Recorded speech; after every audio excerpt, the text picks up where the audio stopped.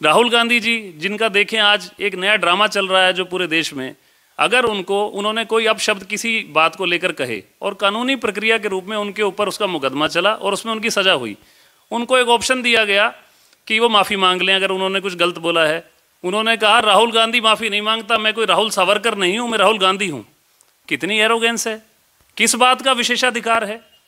भूटानी जी, मैं आपके दर्शकों के माध्यम से कहना चाहता हूँ, किस बात का विशेषाधिकार है? मैं ये कहना चाहता हूँ भारत का हर नागरिक समान है और भारतीय जनता पार्टी की यही नीति है, अंत्योदय की नीति है और बिल्कुल आखिरी व्यक्ति जो पंक्ति में होता है उसको सबको समान अधिकार मिलने चाहिए। राहुल गांधी जी ने आज अपील डालने का टाइम था, अपील डालें। वो उनको जो अगर मान लिया उनको ये लगता है कि मेरे साथ ये नहीं होना चाहिए था या जो मेरे को सज़ा मिली वो ठीक नहीं मिली, कोई वैमनस्य के कारण हुई, तो उसकी प्रक्रिया है, उसकी अपील कर सकते हैं, उसमें अपील करें। क्या जनता के बीच में अगर साबित करना चाहते हैं, सहानुभूति लेना चाहते हैं, लोगों को बेचारा बन के दिखाना चाहते हैं, तो मैं आपसे ये कहना चाहता हूँ, अगर किसी की कोई बात अगर किसी के साथ किसी को लगता है ठीक नहीं हुआ तो उसके लिए कानूनी प्रक्रिया के रूप में जाना चाहिए, ना कि लोगों के बीच में बेचारा बन के रहना चाहिए।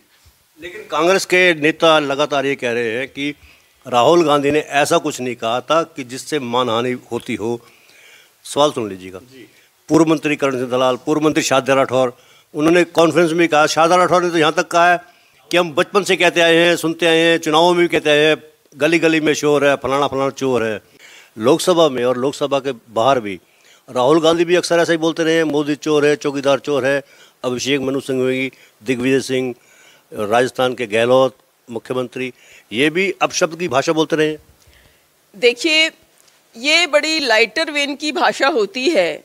जब हम छोटे छोटे हुआ करते थे, राजनीति की ABCD भी हमें नहीं पता होती थी, तो हम नारे सुना करते थे, गली गली में शोर है, फलाना नेता चोर है। तो ये कुछ भाषाएं होती हैं, एपिलेट्स होते हैं, जो सिर्फ लोगों को अट्रैक्ट करने के लिए होते हैं, किसी को हर्ट करने के लिए नहीं होते हैं। तो उसी नियत से, बिना किसी द्वेषपूर्ण नियत से राहुल जी का ये वक्तव्य था, उसमें किसी को आहत करने की उनकी नियत नहीं थी।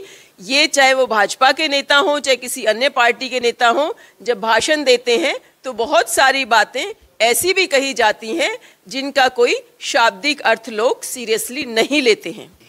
और आज मोदी हटाओ देश बचाओ के पोस्टर लगते हैं, मुकदमे दर्ज हो जाते हैं। लोकतंत्र की व्यवस्था तो आपके राज में भी नहीं है। देखिए, जहाँ तक आप बात कह रहे हैं कि पहले से कुछ गलत होता आया, अगर किसी ने किसी को चोर बोला, जैसे आप बता रहे हैं गली गली में शोर है, फलाना चोर है, अगर कोई गलत परंपरा चल रही थी और देश में उसके लिए एक कानून बना हुआ है, एक डिफेमेशन का सेक्शन 499 हमारे IPC का है कि अगर किसी की मानहानि कोई करता है, अगर पहले किसी ने उसके लिए कोई कार्रवाई नहीं करी, इसका क्या मतलब है? उसको उस कानून को हटा देना चाहिए IPC की धारा से? क्या भारतीय दंड संहिता की धारा 499 को खत्म कर देना चाहिए? अच्छा, मैं टोकूंगा आपको, आप एक वरिष्ठ वकील भी हैं जी। मानहानि जिसकी होती है, केस उसको दायर करना चाहिए या दूसरा कोई भी कर सकता है? एक ऐसा मामूली सा केस सूरत में डाला गया जो सूरत की घटना ही नहीं थी। ये घटना तो कर्नाटक के कोलार डिस्ट्रिक्ट की थी। वहाँ 2019 में जो कहा गया, उसकी शिकायत भाजपा के एक विधायक पूर्णेश मोदी ने सूरत में की और ये प्रारंभिक रूप से ये केस बनता ही नहीं है। प्रारंभिक रूप से ये केस बनता ही नहीं है क्योंकि शिकायतकर्ता के बारे में तो राहुल गांधी ने कुछ कहा ही नहीं। शिकायतकर्ता का तो नाम ही नहीं है उनके वक्तव्य में। उन्होंने तो महंगाई, बेरोजगारी और भ्रष्टाचार पे बोलते हुए कुछ वित्तीय घोटालेबाजों को, वित्तीय अपराधियों को चोर कहा और उसको मुद्दा बनाकर निचली अदालत ने राहुल जी को तुरंत दोषी ठहराते हुए अधिकतम 2 साल की सजा दे दी।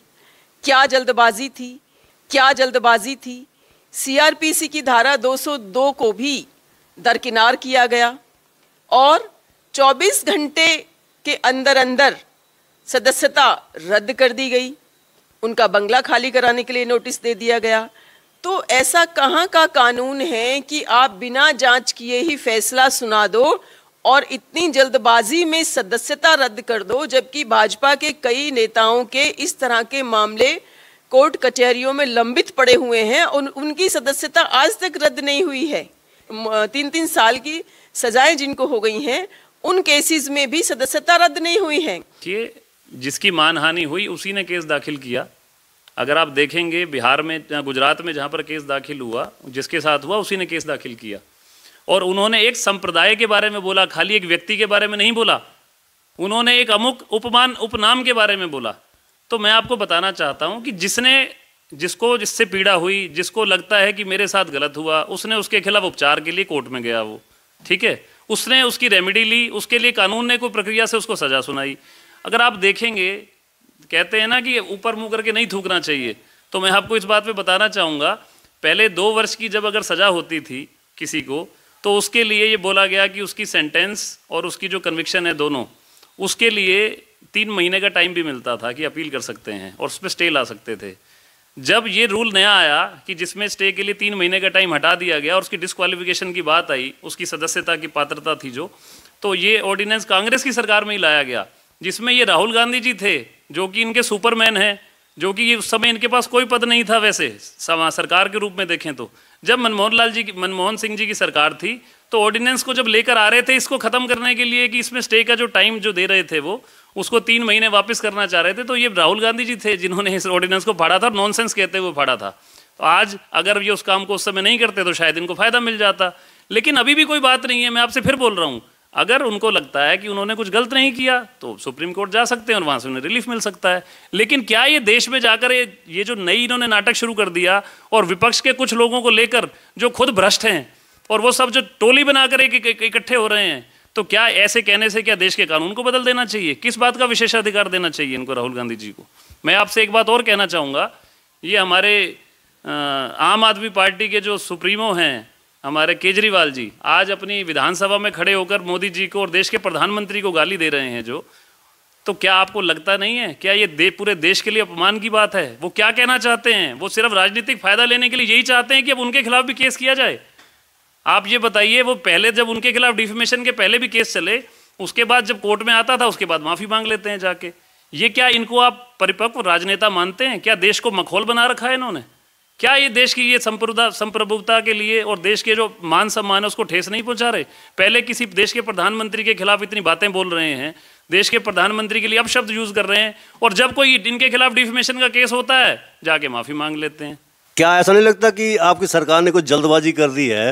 लोकसभा सचिवालय ने राहुल गांधी के बंगले को खाली कराने का नोटिस दे दिया है, जबकि कांग्रेसी ये कह रहे हैं कि लाल कृष्ण आडवाणी जी, मुरली मनोहर जोशी जी, उनके भी बंगले अभी तक है सरकार, जबकि वो पद पे नहीं है। ऐसा कांग्रेस पार्टी के सुप्रीमो हैं, राहुल गांधी जी हैं, प्रियंका जी हैं, सोनिया जी हैं, कई बार ये भी पद पे नहीं होते थे लेकिन इनको बंगले मिले हुए थे।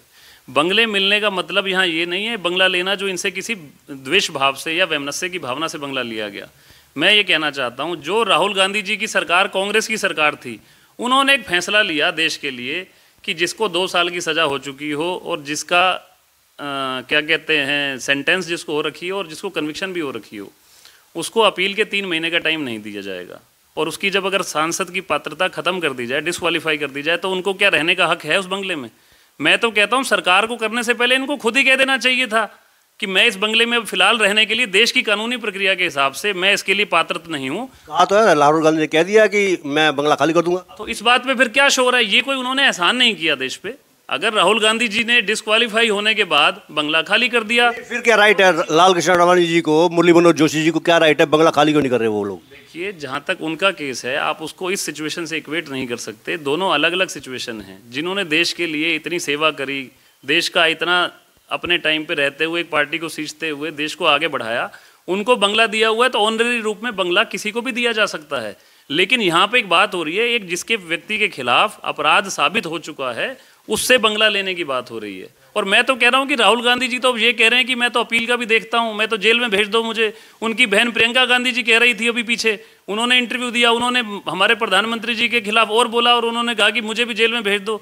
यहाँ सिर्फ सूखी राजनीति की जा रही है, यहाँ पर देश की भावनाओं को भड़काने की कोशिश की जा रही है। लेकिन मैं आपके चैनल के माध्यम से बोलना चाहता हूँ, देश के जो वासी हैं ये कोई बेवकूफ़ नहीं है, सबको समझ आ रही है कि सिर्फ राजनीति खेली जा रही है और किसी भी व्यक्ति को कोई विशेषाधिकार नहीं है। ये बात मैं बड़े विश्वास से और बड़े विनम्रता से कहना चाहता हूँ कि अगर कोई भी व्यक्ति अगर कोई गलत काम करेगा तो उसको ना सरकारी बंगला लेने की इजाज़त है, ना उसको सरकार में किसी पद पे रहने की इजाज़त। देश सेवा की आपने बात की, कांग्रेस ने अपने 2 प्रधानमंत्री इंदिरा गांधी जी और राजीव गांधी को खोया है, देश सेवा तो उनकी बहुत ज़्यादा है। देखिए, उन्होंने खोया तो आज उनका सम्मान करते हैं लोग। आज इंदिरा गांधी जी को आयरन लेडी के नाम से भी बोलते हैं, लेकिन इसका मतलब ये नहीं है कि इंदिरा गांधी जी ने अगर अच्छा राज किया, इंदिरा गांधी जी ने देश की सेवा करी, तो उसके लिए अगर उनके बच्चे आगे ठीक से काम नहीं कर रहे तो उनको भी उसका क्रेडिट मिलना चाहिए। मैं ये बोलना चाहूँगा, मैं इस बात के खिलाफ नहीं हूँ कि जो सक्षम व्यक्ति है उसको प्रतिनिधित्व नहीं करना चाहिए, लेकिन राहुल गांधी जी को भी साबित करने की जरूरत है कि वो सक्षम है देश की सेवा करने के लिए। आज तक वो जो बातें बोलते हैं, संसद में खड़े होकर कहीं पर भी बोलते हैं, उनके इतना लोग उपहास उड़ाते हैं इस बात को लेकर। आपने खुद देखा, मीडिया कर्मी हैं आपके, तो मीडिया आपको तो सबसे ज़्यादा पता है, आप लोकतंत्र के चौथे स्तंभ हैं, लेकिन उनको साबित करने की जरूरत है। उन्होंने अभी अपनी भारत यात्रा भी उन्होंने शुरू करी, ठीक है, उन्होंने लोगों में कुछ विश्वास पैदा करने की कोशिश की, मैं सम्मान करता हूँ, मैं किसी पार्टीबाजी में बात नहीं कर रहा, मैं पार्टीबाजी से ऊपर उठ के बात कहता हूँ। जो भी व्यक्ति मेहनत करता है, परिश्रम करता है, देश सेवा करने की बात करता है, तो उसको मौका मिलना चाहिए। लेकिन फिलहाल अभी जो मुद्दा है, राहुल गांधी जी को 2 वर्ष की सजा हुई है, इस पे जो चल रहा है सारी राजनीति चल रही है। आप देखें, ये हमारे आम आदमी पार्टी के जो केजरीवाल जी हैं, उनकी पार्टी से एक अमुक जो उनके शिक्षा मंत्री हैं वो जेल में हैं फिलहाल, उनकी पार्टी के जो हेल्थ मिनिस्टर थे वो जेल में हैं। आज उनको मौका मिल गया राहुल गांधी जी की सजा होते ही, अब उन्होंने पहले कहना शुरू कर दिया मुझे भी जेल में डाल देंगे। अरे भैया, अगर आपने कोई गलत काम किया होगा तो आप जेल में जा सकते हो, आपको कोई विशेषाधिकार मिला हुआ है कि अगर आप गलत काम करोगे तो जेल में नहीं जाओगे। ऐसे ही अगर आप देखें, अखिलेश यादव जी ने बोलना शुरू कर दिया मुझे भी जेल में डाल सकते हैं। अरे भैया, जो गलत करेगा, और सरकार का काम नहीं है जेल में डालना, ये काम कानून का काम है देखना। राहुल गांधी जी को जो सजा हुई है वो कोर्ट के द्वारा हुई है, किसी ईडी या किसी सीबीआई के माध्यम से नहीं हुई जो ये दुष्प्रचार करते हैं। तो मैं आपको ये बोलना चाहूँगा जनता को कि दुष्प्रचार से बचें और इनकी नीयत को परखें। इनकी नीयत ठीक नहीं है, कोरी राजनीति कर रहे हैं। क्या वजह है फिर? कांग्रेस लगातार ये कहते हैं कि हर काम के लिए दोषी ठहराते हैं नेहरू को, मोदी सरकार कुछ अच्छा काम नहीं कर रही है, लेकिन दोष ठहरा रही है नेहरू को। अब तो आपके 8 साल 9 साल सरकार हो गए हैं, तो वो ये कहते हैं अब तो ये कहना बंद कर दें। देखिए, पहली बात, मैं भी बीजेपी का कार्यकर्ता हूँ, मैं बिल्कुल भी आपके माध्यम से कह रहा हूँ, जनता के बीच कह रहा हूँ, हम कोई नेहरू जी को गलत नहीं कह रहे। जो जिसने अच्छा काम किया, देश की सेवा की, उसका सम्मान होना चाहिए। लेकिन जो कार्य नहीं हुए उसके बारे में बोलना भी चाहिए, जो कार्य नहीं हुए। जैसे आज भाजपा की सरकार में विपक्षी अगर ये बोलते हैं अमुक काम नहीं हुआ, तो मैं स्वागत करता हूँ अगर वो बोलते हैं उनका काम नहीं हुआ। अगर कोई काम नहीं हुआ, वो अगर आज बीच में आकर डिबेट करते हैं और वो बोलते हैं कि काम ठीक नहीं हुआ, तो उसके बारे में हम प्रयासरत हैं, हम और ठीक करेंगे काम को। कोई भी परफेक्ट नहीं होता, लेकिन जहाँ तक आप बात कह रहे हैं 8 साल में काम नहीं हुए, अगर आप 8 साल के इस कार्यकाल को देखेंगे और पिछले 50 साल को देखेंगे, आज भारत का जो स्वरूप है आपको देखते ही पता लगेगा कि आज भारत में अगर कोई 10 साल बाद अगर कोई आएगा तो उसे पहचानना मुश्किल हो जाएगा। जो सड़कों का जाल आज भारत में बिछा हुआ है, आपको अगर आप देखेंगे कि आपके क्षेत्र की बात करूं मैं, तो मुंबई वडोदरा सड़क निकली है अभी। किसी ने परिकल्पना भी की थी कि पहले कांग्रेस काल में कि ऐसा कुछ होने वाला है, जबकि ये जो NHAI का जो सारा एक्ट बना हुआ है उसकी रिवीजन 2008 में इनके कार्यकाल में हुई कांग्रेस के। लेकिन जो अमली जामा पहनाना है वो भारतीय जनता पार्टी की सरकार कर रही है, और खाली आप यही नहीं, विदेशों में भी हमारे जो कार्य कर रहे हैं हमारी सरकार, उसका डंका बज रहा है।